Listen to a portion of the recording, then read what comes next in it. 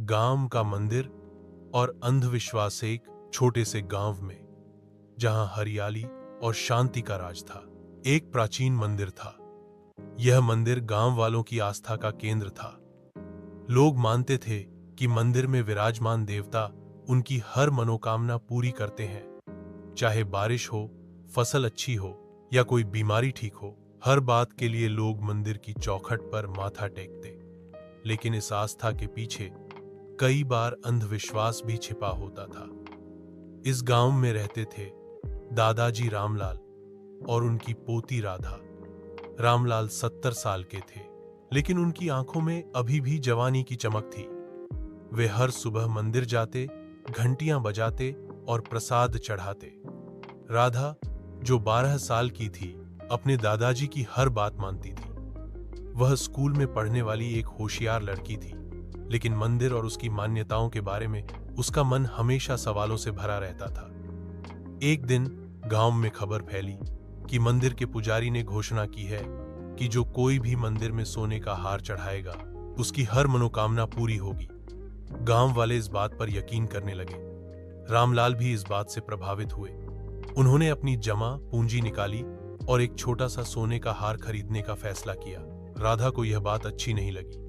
उसने दादाजी से पूछा, दादाजी, क्या सचमुच सोने का हार चढ़ाने से सब कुछ ठीक हो जाएगा? क्या भगवान को सचमुच सोने की जरूरत है? रामलाल ने हंसते हुए कहा, बेटी, यह आस्था की बात है। मंदिर के देवता हमारी सुनते हैं। पुजारी जी ने कहा है तो सही ही होगा।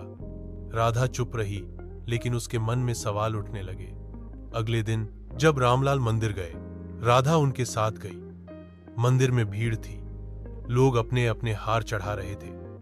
पुजारी जी बड़े ध्यान से हर हार को ले रहे थे और उसे मंदिर के एक गुप्त कमरे में रख रहे थे। राधा ने गौर किया कि पुजारी जी के चेहरे पर एक अजीब सी मुस्कान थी। रात को जब गांव सो रहा था, राधा चुपके से मंदिर के पीछे गई। उसने देखा कि पुजारी जी उस गुप्त कमरे से हार निकालकर एक थैले में डाल रहे थे।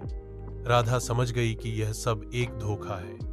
वह अगले दिन दादाजी को सब कुछ बताने गई। दादाजी, पुजारी जी हमें ठग रहे हैं।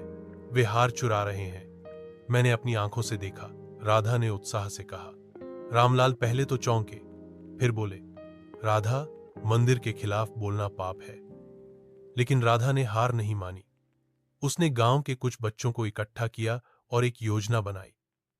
अगली रात जब पुजारी हार ले जा रहा था, राधा और उसके दोस्तों ने शोर मचाया और गांव वालों को बुला लिया।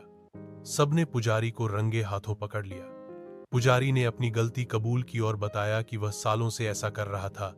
रामलाल को अपनी गलती का एहसास हुआ। उन्होंने राधा को गले लगाया और कहा, बेटी, तुमने मेरी आंखें खोल दी। आस्था अच्छी बात है, लेकिन अंधविश्वास हमें कमजोर बनाता है। उस दिन के बाद गांव वालों ने मंदिर को फिर से पवित्र बनाया। अब वहां कोई धोखा नहीं था। राधा ने सबको सिखाया कि सच्ची आस्था मन में होती है, न कि सोने चांदी में। और रामलाल, वे अब भी मंदिर जाते थे, लेकिन अब उनके मन में सवालों का जवाब देने वाली उनकी पोती राधा की बातें भी साथ होती थीं।